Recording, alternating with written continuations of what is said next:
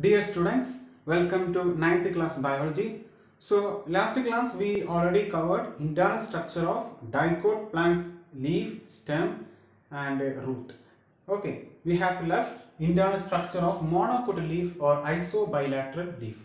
So if you observe grass leaf, did you observe, or banana tree, all those plants they have monocot leaf. So what is the internal structure? So first of all, we are going to check what are the structures, what are the parts of the monocot leaf internal structure. First of all, epidermis. Epidermis we already know. Leaf, they have upper and lower epidermis. Same in the case of monocot leaf, they have upper epidermis and they have lower epidermis, and both epidermis it is made up of paragametous cells. So upper epidermis one present, upper and lower epidermis present, and this epidermis made up of paragama cells.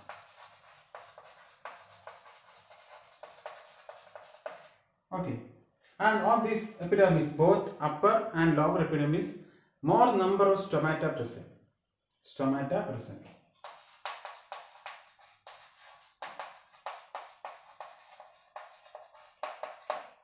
Okay, and also cuticle also present on both epidermis, upper and lower epidermis. In dicot leaf, we studied that on upper epidermis, less number of stomata present, but on the lower epidermis, more number of stomata present. But in this case, both upper epidermis and lower epidermis has more number of stomata. Okay. So these are the stomata openings on this epidermis. And on the upper epidermis, you can see large cells. Those large cells present on the upper epidermis, they are called bulliform cells. Bulliform cells.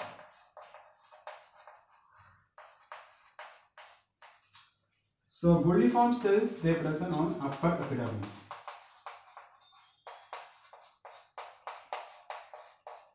Upper epidermis. So what is bulliform cells? Bulliform cells are large cells, large epidermal cells present on the upper epidermis. Actually, which helps in rolling of the leaf. These bulliform cells. Okay. So these are about epidermis. Then after epidermis, next portion, mesophyll.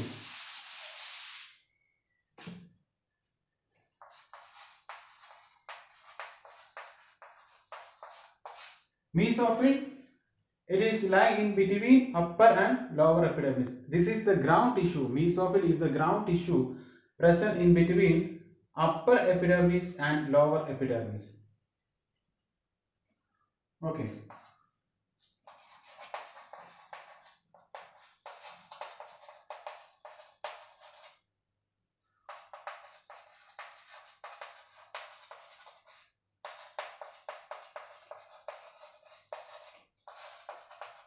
And this mesophyll tissue, they are not differentiated into palisade tissue and palisade parenchyma and spongy parenchyma.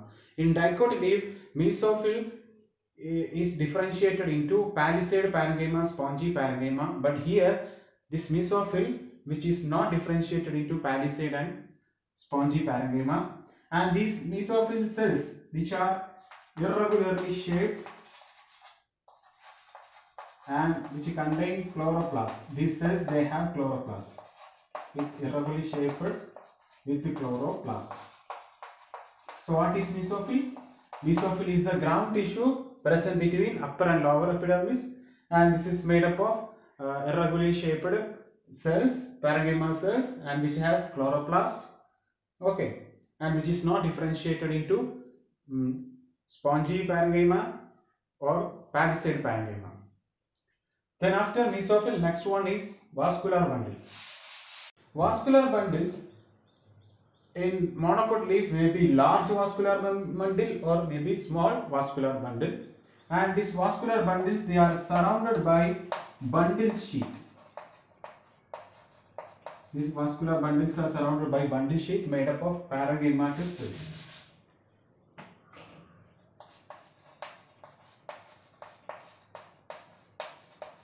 So vascular bundles in monocote leaf may be large or may be small, and they are surrounded by bundle sheath.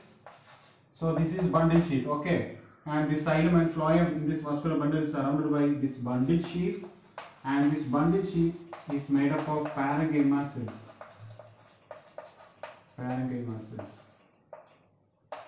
And vascular bundle is conjoined, collateral,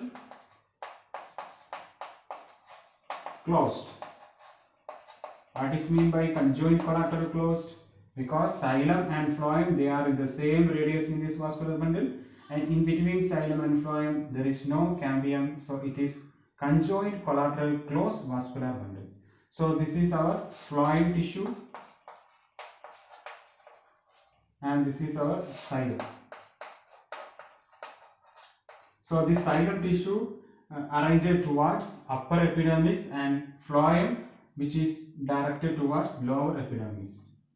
Xylem towards upper epidermis and phloem towards lower epidermis.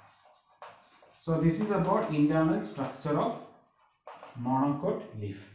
Okay. So you know the difference between dicote leaf and monocote leaf. Dicote leaf is called dorsiventral leaf. Monocote leaf is called isobilateral leaf. Dicote leaf, mesophyll is differentiated into spongy parenchyma and palisade parenchyma. Monocote leaf mesophyll is not differentiated into spongy and palisade parenchyma. Okay. Next we are going to study about plastids. So inside a cell, what are the components present? Nucleus present, and cell organelles like mitochondria, endoplasmic reticulum, and ribosomes, and Golgi bodies. So many things are present. But in plants and algae, some double membrane cell organelles are present. Those organelles are called plastids.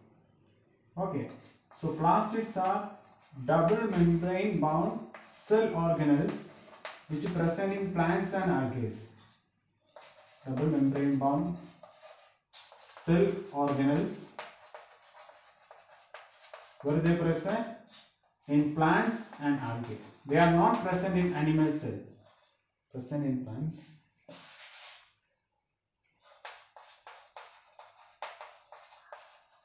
and algae. Some algae. And their major function: preparation of food and storage of food. Preparation and storage of food. So these plastids, some plastids which helps in photosynthesis, some plastids which helps in storage of food. Preparation and storage of food. Okay, and these plastids may be different types. Chloroplast, they are green plastids. They have green pigment chlorophyll, that's why they are called chloroplast. And some plastids, they are called chromoplast. These chromoplasts, these are yellow, orange, red color plastids.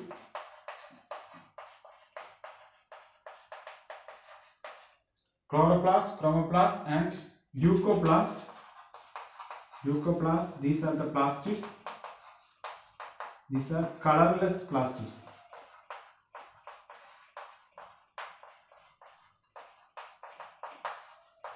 Okay. So plastids are double membrane bound cell organelles present in plants and algae. They are not present in animal cell, and they help in preparation of food and storage of food material. And there are three different types of plastids present: chloroplast and chromoplast and leucoplast. In this chapter we are going to study chloroplast and their structure and what are the components present inside this chloroplast. Okay. Structure of chloroplast. So chloroplast is a green plastid. They have the green pigment chlorophyll, okay, which helps in photosynthesis. So inside this chloroplast, chlorophyll, the green pigment present. Then if you study the structure of chloroplast, you can see they have envelope or membrane which is double membrane or double envelope. So this envelope you can see here, this is outer envelope and this is inner envelope. This envelope is called outer membrane or outer envelope, and this one is called inner envelope. In between outer and inner envelope, inner membrane space found. Inner membrane space.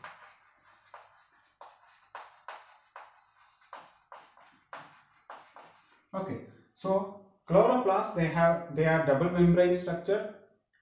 They are double membrane cell organ. They have outer membrane or outer envelope, and they have inner membrane or inner envelope. In between these two, inner membrane space found. Okay. Then after membrane, the content, the matrix inside this chloroplast, it is called stroma. So after this membrane, what were the content? The matrix is called stroma, and this matrix or this fluid part, you can see fluid. The fluid content inside the chloroplast, that is stroma or matrix, which contain DNA, a circular DNA present, and ribosome. This is DNA, and these structures are ribosomes. Which type of ribosome? 70S ribosome. Basically, there are two types of ribosome present, 18S and 70S. But in case of chloroplast, it is 70S ribosome, and this ribosome which helps in protein synthesis and other molecules for protein synthesis also present in this chloroplast. So that's about stroma.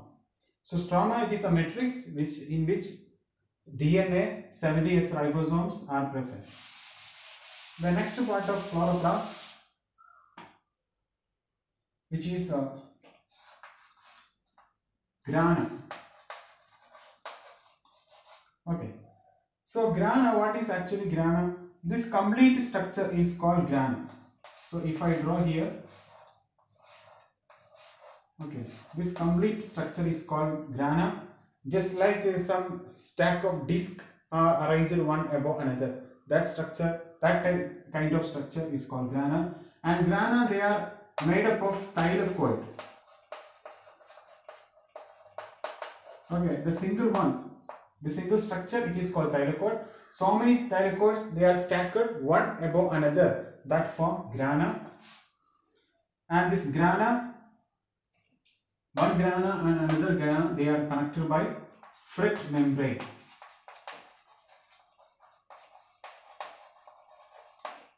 So this is grana,